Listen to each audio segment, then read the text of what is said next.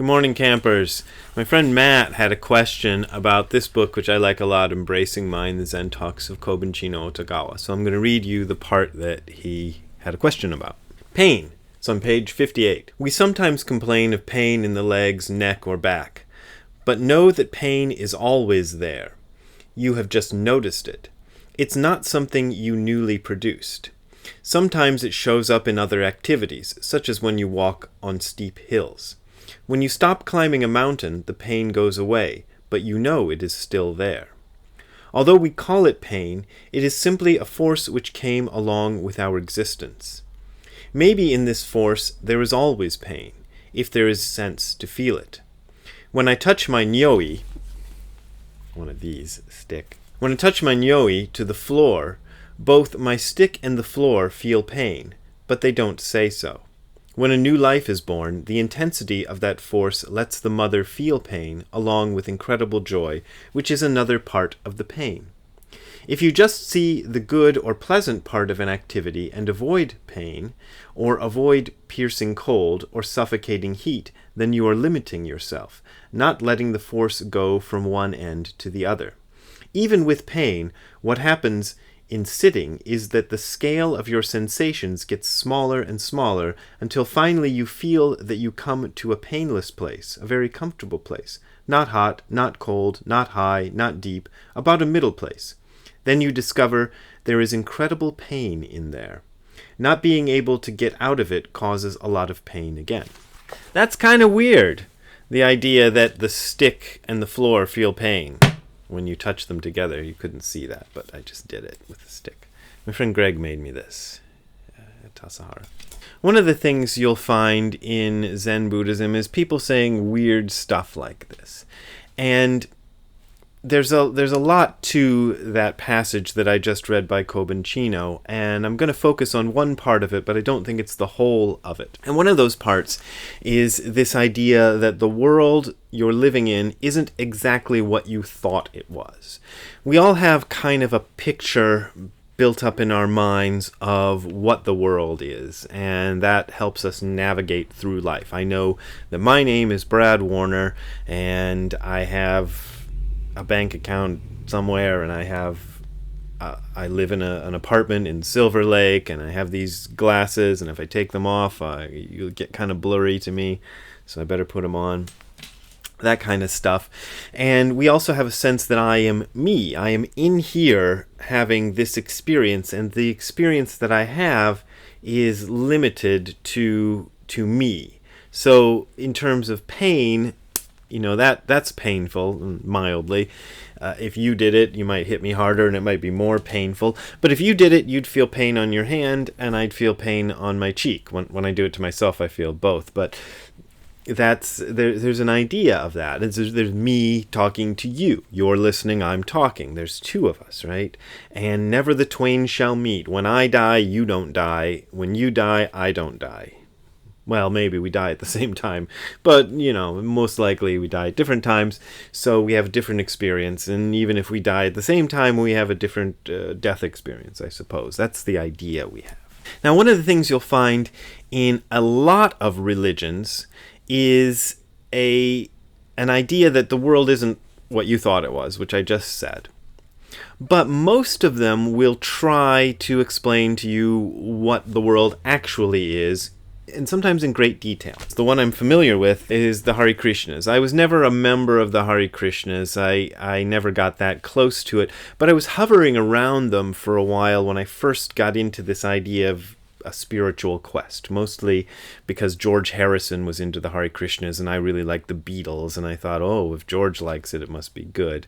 Now I kind of wonder what George's deal was getting into this, but so I learned a lot about them, and over the years I've been kind of fascinated by them because I think they're a good example of a certain phenomenon that you find in a lot of places. So what I'm going to say about them here isn't unique necessarily to them, just the kind of way they do it is unique. But for example, the Hare Krishnas say that life isn't what you think it is, and they'll provide you nice pictures of what it actually is. For example, this one shows how the soul changes bodies as a person changes garments. This one over here.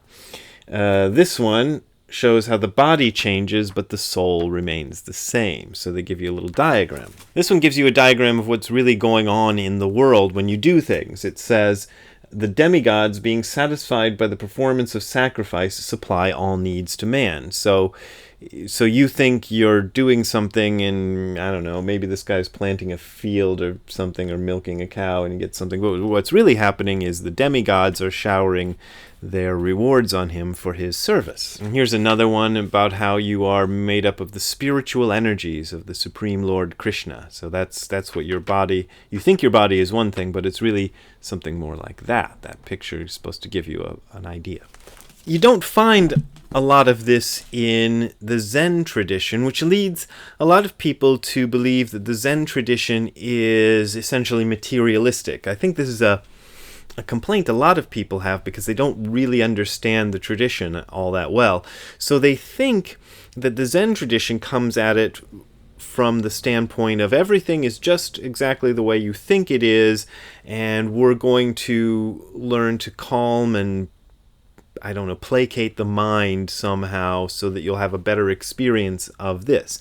But that's not really the case. And those of you who've read my book, Don't Be a Jerk, available at bookstores everywhere, and I'll put links to the audio version down below in case you want that, ching ching, you'll know, maybe, if you paid attention to the book, that this isn't true. One of the chapters of Dogen I looked at was called Sansui Gyo, and I've called it the Beer and Doritos Sutra. I'm going to read from the Shobogenzo Nishijima Cross translation to make sure nobody accuses me of just reading my own stuff and getting it wrong. This is a very reliable translation, really, really solid.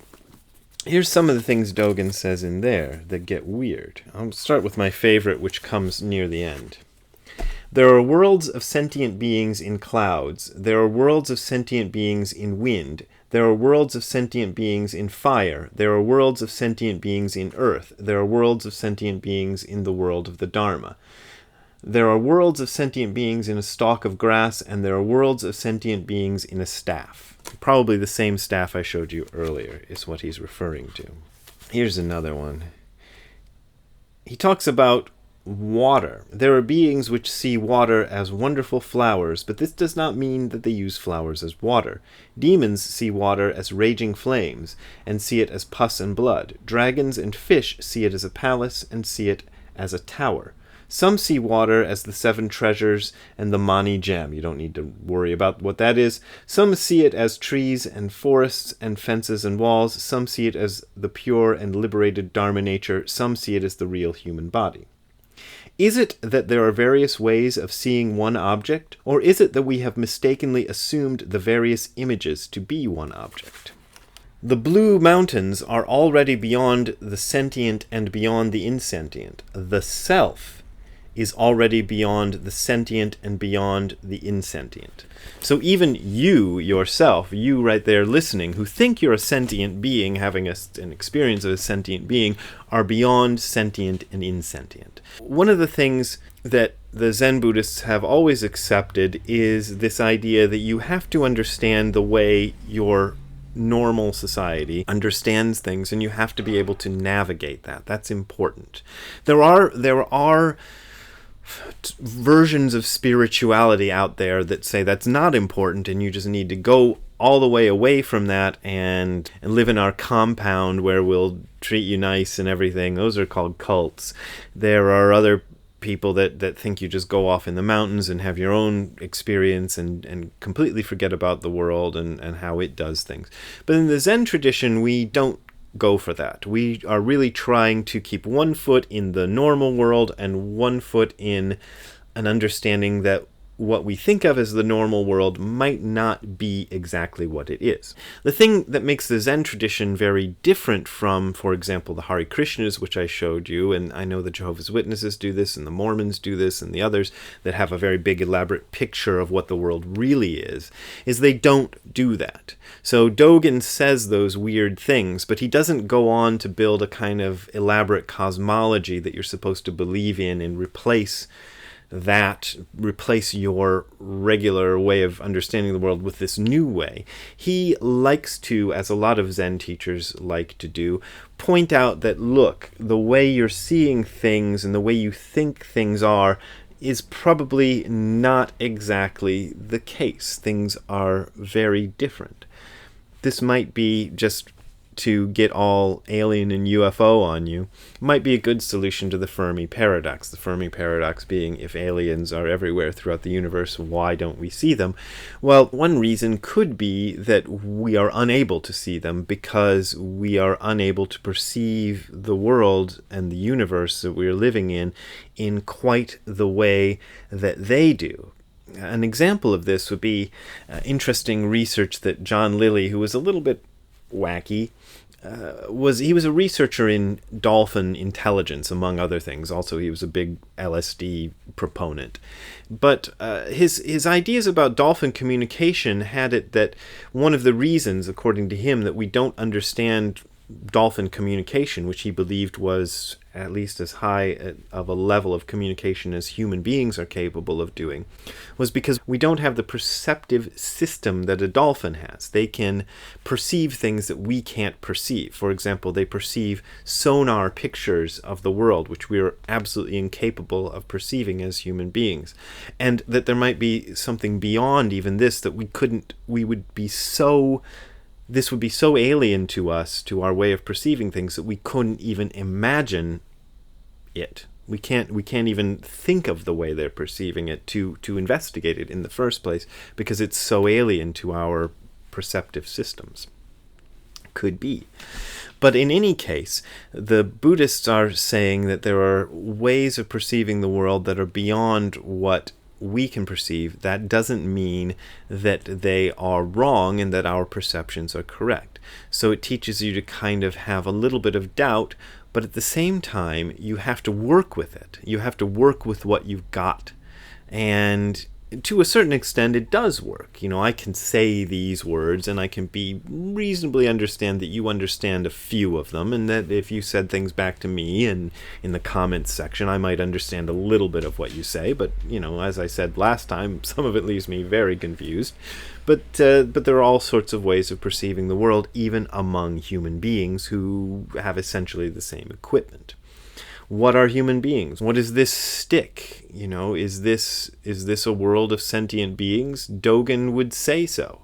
That isn't the way we normally think of it. We normally think of this as insentient. We think of this as being a dead piece of wood that has no feelings. But Kobanchino was saying, well, maybe pain is one way of perceiving the contact that things have with each other. It's the human way of perceiving it, but it might be a different way of perceiving it if you are a stick, but we could still maybe label it as the same thing. I know that got weird. I'm sorry. If you still want to contribute, I just started doing my taxes for the year, so I'm thinking about contributions a little bit more. There's a Patreon button below and a PayPal button below. That's actually, when I do my taxes, I always realize for the last 3 years that's where most of my income comes from. I don't get that much from book royalties. I don't get that much from speaking engagements. I do get a little. Most of it comes from you guys contributing when you watch these videos and when you read my blogs. So thank you very much. Appreciate it. See you next time.